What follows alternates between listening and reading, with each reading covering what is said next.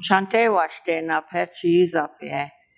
My given name at birth was April Phallus, or April, and then my Indian name is Nagiwi, which means spirit woman. So I'm going to do some storytelling today, and my first book will be called Dream Wolf. And I am an Uŋčí.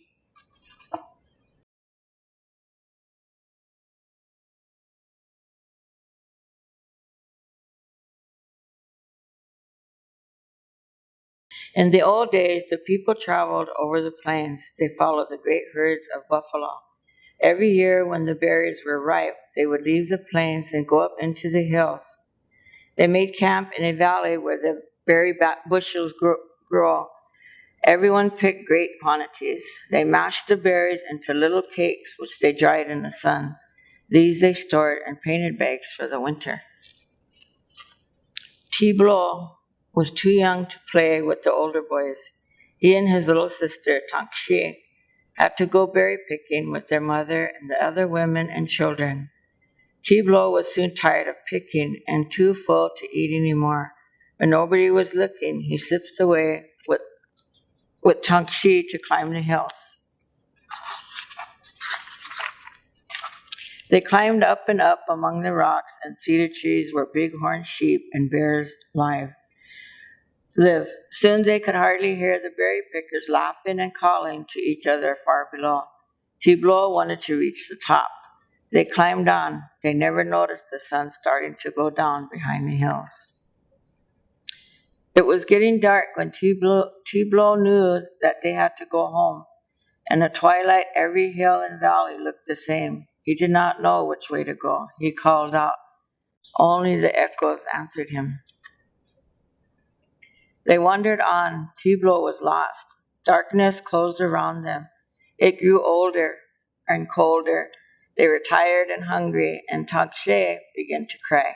Speaking of happy things, Tiblo found a small cave among the rocks. They crawled inside to shelter for the night. The children were tired, and in a little while they fell asleep. Tiblo had a dream. He dreamed that a wolf with shining eyes entered the cave. In his dream, he felt the wolf's hot breath and its rough tongue licking his face. The wolf lay down beside him. His shaggy fur was like a blanket which kept Tiblo and Tanksi warm. The sun was already shining into the mouth of the cave when Tiblo opened his eyes again. Tiblo woke up his sister. They crawled out of the cave into the warm sunshine. He took Tanksi by the hand, and they set off walking down the hill. When the children came to a stream, they stopped to drink. Suddenly, Tiblo saw that a wolf was sitting on some rocks close by, watching them. At once he remembered his dream. "O wolf," Tiblo said, "we are lost. Mother will be crying. Help us to find our way home again." The wolf panted and smiled. "My children, do not worry. I will help you. Last night you slept in my den. Follow me now, and I will take you home." At last the wolf led them to a hilltop. The children were filled with joy to see their home in the valley below. The wolf sat back on his haunches and smiled, and then he trotted off back toward the hills. The children begged him to come and live with them. "No," the wolf called back. "I like to wander from place to place with my friends. Listen for me in the evenings. You will hear me calling, and you will know that I never forget you." People in the camp saw the children coming down the hill. The men jumped onto their horses and galloped out to bring them home. Everyone was happy that the children were safe.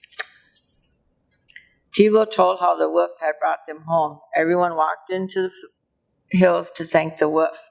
They spread a blanket for him to sit on. They gave him necklaces and other beautiful gifts. There has been one close kinship with the wolf people for as long as anyone can remember. That is what they say. The wolves are no longer heard calling in the evenings at berry picking time. Hunters have killed and driven them away with guns and traps and poisons. People say that the wolves will return when we, like Tiblo and Tanksi, have the wolves in our hearts and dreams again. The end.